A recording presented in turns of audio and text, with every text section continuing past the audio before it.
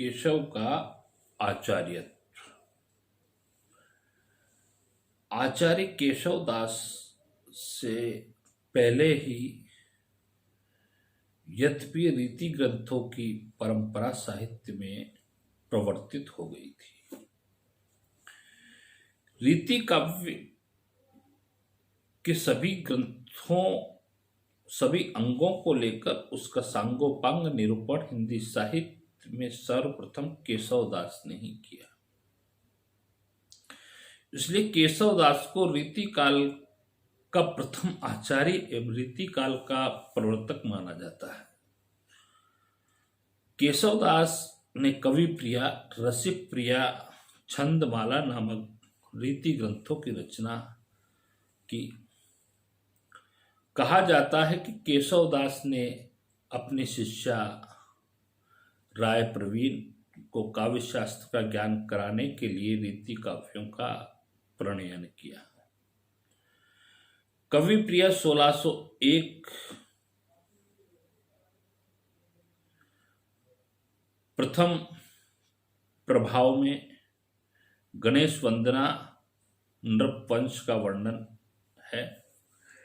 द्वितीय प्रभाव में कवि ने अपने वंश का उल्लेख किया है। तृतीय प्रभाव में काव्य दोष तथा गण अगण का वर्णन है।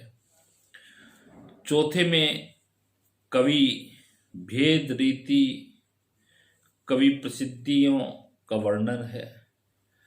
पांचवें प्रभाव में अलंकारों के भेद, नौवें प्रभाव से लेकर 14वें प्रभाव तक विशिष्ट अलंकारों का वर्णन है। 15वें प्रभाव में नक्षिक वर्णन करते हुए यमक एवं उनके भेदों का उल्लेख है, जबकि 16वें प्रभाव में चित्र काव्य एवं उनके भेदों का वर्णन किया गया है। इस प्रकार कवि प्रिया में केशव ने अन्य काव्यांगों और की अपेक्षा अलंकारों का विस्तृत विवेचन किया है। यद्यपि सुजाति सुलक्षणी सुबरन सुरस सुव्रत भूषण बिनुन विराज ही कविता बनिता मित। केशव के अलंकार निरूपण में विविधता, विस्तार के साथ साथ नवीनता भी है। उन्होंने अलंकारों का वर्गीकरण सामान्य तथा विशिष्ट दो वर्गों में किया। अलंकार वर्णन के लिए उपजीव,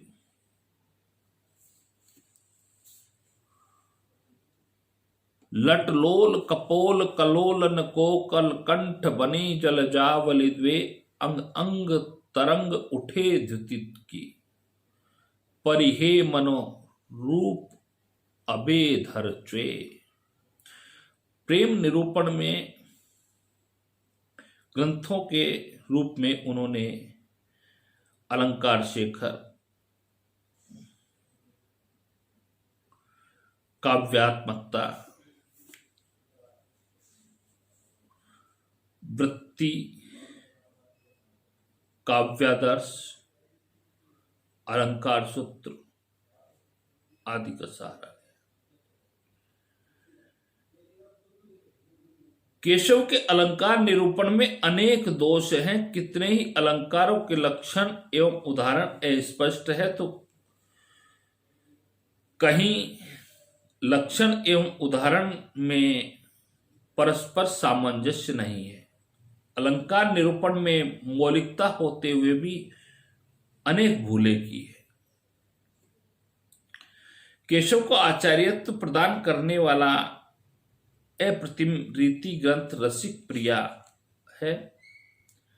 इस ग्रंथ में 16 प्रकाश हैं। यह रीति ग्रंथ रस एवं नायिका भेद का विवेचन करने वाला ग्रंथ है।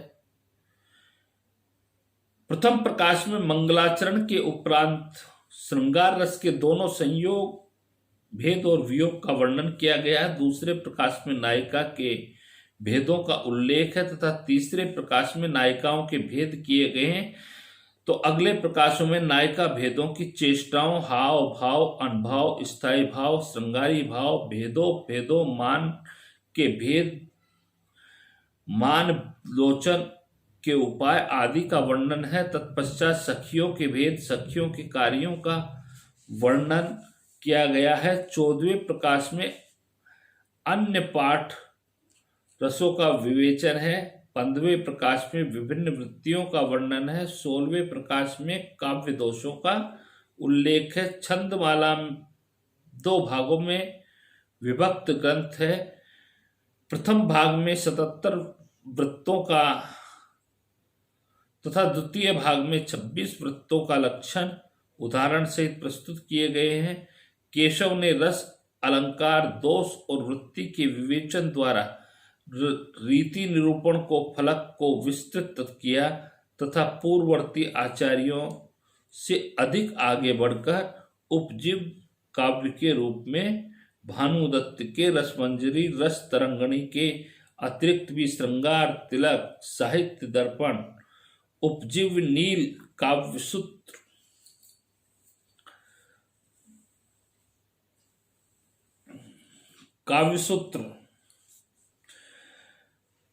का ग्रहण कर अपने दृष्टिकोण में व्यापकता प्रदान की।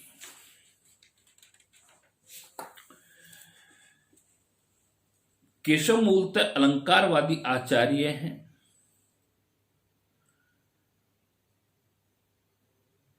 उन्होंने भामे और दंडी की परंपरा का अनुसरण किया। आचार्य रामचंद्र शुक्ल ने केशव के अलंकार विवेचन में सारी सामग्री संस्कृत ग्रंथों से ली गई है तथा कहीं कहीं नाम बदल दिए गए हैं।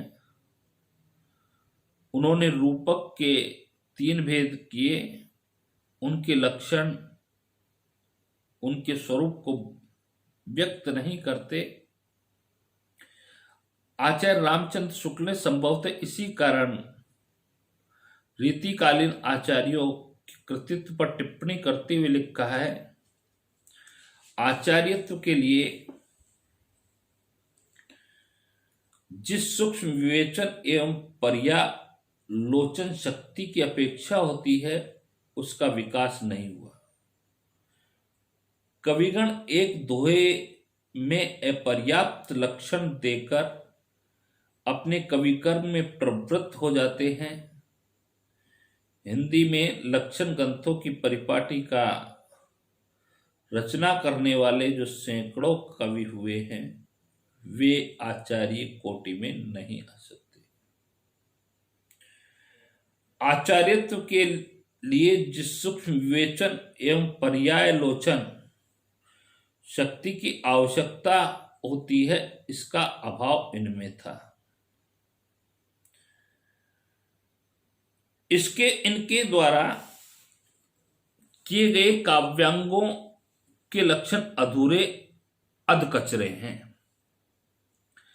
काव्यांगों का विस्तृत विवेचन, तर्क, पूर्ण खंडन, मंडन एवं नवीन सिद्धांतों का प्रतिपादन इन्होंने नहीं किया। केशवदास जी ने रूपक के 3 भेद किए, वे आचार्य दंडी से ग्रहण किए। अद्भुत रूपक, विरुद्ध रूपक और रूपक इनके लक्षण और उदाहरण ठीक नहीं है। केशव द्वारा किए गए अलंकार एवं रस विवेचन में अनेक दोष हैं। कितने ही लक्षणों एवं उदाहरणों में पारस्परिक सामंजस्य नहीं है। संस्कृत साहित्य में जिस प्रकार से अनेक वाद प्रचलित है वैसा कोई सिद्धांत या वाद हिंदी के रीति ग्रंथकार प्रवर्तित नहीं कर सके। गद्य का अभाव होने से भी सिद्धांत विवेचन में बाधा पड़ी और वे अपने विषय को स्पष्ट नहीं कर सके। इस विवेचन के आधार पर यह कहा जा सकता है कि केशव ने आचार्यत्व के लिए रीति ग्रंथ लिखे और हिंदी में रीति ग्रंथों के लिए द्वार खोलने का कार्य किया, किंतु वे हिंदी काव्य ग्रंथ में कोई बहुत बड़ा उपकार नहीं कर पाए। उनके रीति ग्रंथ के आधार पर यदि कोई काव्य शास्त्र का ज्ञान प्राप्त करना चाहे तो निश्चित ही जानकारी एकांगी, अधूरी, भ्रामक एवं अस्पष्ट होगी। अतः निसंकोच कह सकते हैं कि केशव दास भी अन्य रीतिकालीन कवियों की भांति कवि ही है।